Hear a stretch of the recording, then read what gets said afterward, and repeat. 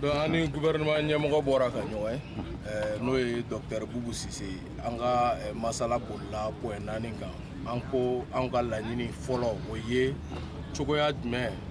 Madame Traoré Seynabou Diop min bɛ sira dilan ministre min b'o kunna o bɛ ka walansɛbɛ ko a ko k'ale yɛrɛ bolo ko dama in ka don kɔrɔfɔ la anw ko faso jama ka wulikajɔ dɔ de ye Bube ye bɔ yen ka e bila yen i filɛ fauteuil min kɔrɔ ne ko ko faso jama mankan tɛ k'a ɲini ko ministre ka taga donc anw ko yɔrɔ kɔni o ye ka bɔgɔ kɛ anw ɲɛ la o tɛ bɛn donc an n'a ma ɲɔgɔn faamu point fɔlɔ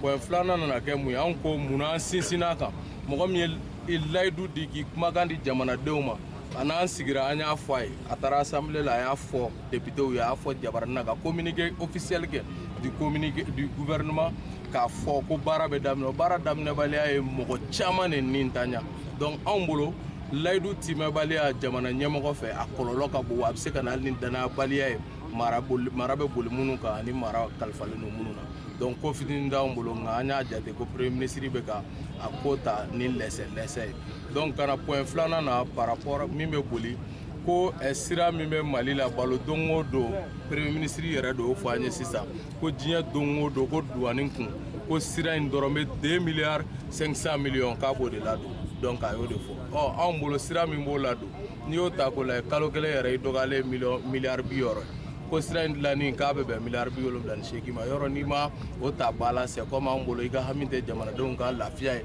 i ka hami tɛ jamanadenw ni kisili i ka hami tɛ jamanadenw bolola nafolo o lakanali ye donc ce qui fait a ko k'a tɛ se ka don fɔ an ye tigitigi don min na ko baara bɛ daminɛ ko fɔ ani a ministre so mɔgɔw ka ɲɔgɔn ye a n'a entreprise Satom mɔgɔw ka ɲɔgɔn ye donc anw y'a faamu k'a fɔ o la ale tun ka ɲi k'olu ye fɔlɔ ni amateurisme tɛ au sommet de l'état k'a fɔ degedenya de bɛ yen quoi an ka jamana in ɲɛmɔgɔ halisa u bɛ degedenya de kan anw ka faamu na ni degedenya tɛ i b'olu ye de i ni anw bɛ ɲɔgɔn ye don min o b'a sɔrɔ bɛnkan sabatilen b'i bolo donc k'a fɔ bon vraiment nin don baaraw bɛ daminɛ komi a ma se k'o fɔ an ma bɛn o point fɛnɛ kan donc point sabanan min ye terrain ye n'o bɛ kɛ sababu ye ka dugu caman na balo k'a tɛ se ka don fɔ an ye terrain bɛ wuli don min a y'o fɛnɛ fɔ bɛnkan laban nana kɛ jumɛn ko a tɛ se ka don fɛnɛ fɔ an ye Kayi aéroport don min na o ko fɛnɛ bɛ sabati o bɛ sigi sen kan donc an wulila ninnu de kan kɔni ko Nara sirako la ko o baara ka bɔ Kuala ka taa Nara ko o baaraw bɛ daminɛ wagati a mɛnnenba ko mars 2020 donc a sera ka date kelen fɔ an ye o ye donc kuma bakuruba la o de ye k'a fɔ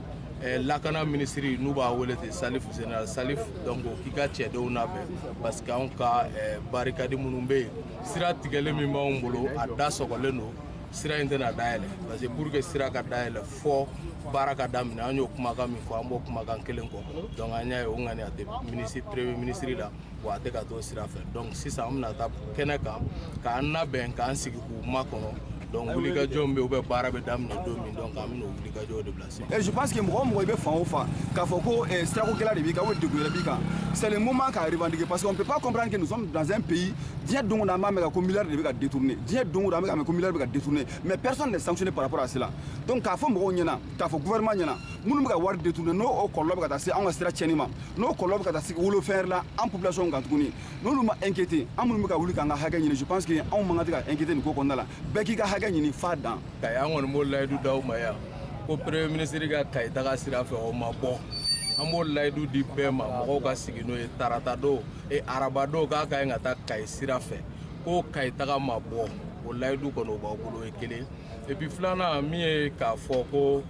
n'an taara kɛnɛ kan an y'an ka point fɔ a ma sɔn n'an taara kɛnɛ kan k'u bɛna répression kɛ ka gazi ci ka mɔgɔw minɛ